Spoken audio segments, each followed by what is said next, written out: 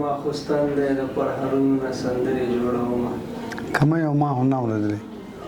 دا پېښور کې یونیورسټي ویلې زه درته دغه کوم همدغه محفل کې تاسو سره ودیم.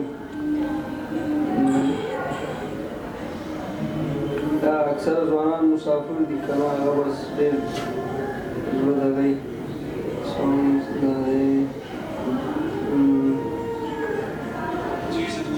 د نننۍ ماسخوتني دلته پېښور کې د ګل ګلابو زلمو سر یو تر بل زارېږئ علمه یو تر تاسو د بکي دا یوه چاره باغ لري صحیح دی.